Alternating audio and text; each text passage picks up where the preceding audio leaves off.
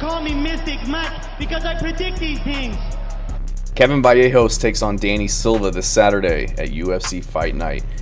And I think this is a good matchup. Both these guys are highly skilled. They're young. A lot of potential in these two prospects. So unfortunate they're matching them up together because obviously one of them has to be derailed, setback, but it is what it is. Danny Silva, he's 28 years old, 5'11" with a 70-inch reach, and 10-1 in his career. Won his first 2 fights in the UFC by split decision, won his Dana White's Contender Series fight by unanimous decision, has one loss by a majority decision back in the LFA about 3 years ago. So he's a southpaw boxer with great hand speed, strong right hook, just technical, has really good power, trains with Olympic level boxers from what I've heard, trains with Marcos Hua's gym, Cub Swanson. I think he's a black belt under Marcos Hua, which is impressive to say the least. But good leg kicks, was hurting Kulabau with his kicks, good chin, tough dude, pushes forward with pressure and volume, likes to be the guy kind of fighting forward, doesn't really fight on the back foot and counter. He's more of a offensive guy pushing forward, has some nice takedowns. I think he comes from a wrestling background, had like 4 takedowns against Kulabau, 100% takedown defense, and a good cardio throughout his fights, was pushing high pace against Kulabau for 3 hard rounds and wasn't really letting up at all. Kevin Vallejos, he's 23 years old, 5'7", with a 68-inch reach and 15-1, so he's very young, and I feel like he's going to be kind of undersized at times. Being 5'7", 68-inch reach, he's going to be 4 inches shorter than Danny Silva, give up 2 inches in reach, but he's highly skilled. I think he was like a 3-weight champion on the regional scene before getting his shot on Dana White's Contender Series, where he took on the one and only Gene Silva. Went to a competitive decision, but did lose to Gene Silva. That is his one loss in 16 pro fights. But he's very good striker, strong low kicks, very fast hands with tons of power, rips to the body very well, kind of mixes up his targets, goes to the body, goes to the head. We saw that in his fight with Cam Teague, just kind of beating him up and battering him with the body shots. Just very crispy boxing combos, slips and counters guys as they kind of cross the void to throw punches, kind of meets them in the middle.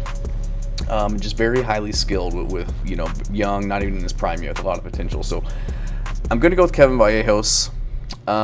He's going to be a little undersized compared to Danny Silva, I think. And we don't know much about his wrestling game. Don't know much about his jiu-jitsu. Couldn't find a lot online. Has a lot of, wins by KO, ground and pound. Does have a standing rear naked choke. So he has, another rear naked choke. He's got a couple submissions. I don't really know where he stands in terms of his, jiu-jitsu belts or anything like that. But Danny Silva mixes in his takedowns very well. Was able to get takedowns against some very highly experienced guys in the UFC. Again, has a black belt under Marcos Hua, so he is a threat on the ground. I think that's his opportunity to kind of win this is to mix in his takedowns. Maybe be able to big brother Kevin Vallejos, the smaller guy, take advantage of any grappling weaknesses that he might have, because we know that Kevin Vallejos is very good on the feet. I think he's going to be very hard to beat there. So I think that Danny Silva, has a chance to get it to the ground and maybe implement ground and pound positional control, find some submissions there. But I think Vallejos is going to be a little bit better on the feet. I think more than likely he'll be able to keep it on the feet and get a lot of respect from Danny Silva and keep him at bay. Tear up his legs, not allow him to explode, not allow him to move as well as he needs to, not have the explosivity to get his takedowns. He's looked really good in his career so far. Like I said, gave John Silva a great fight. Went to a decision with him. John Silva's finishing everybody, and he's fighting very high level competition. So I think Vallejos has a little bit more finishing potential on the feet and really just in general.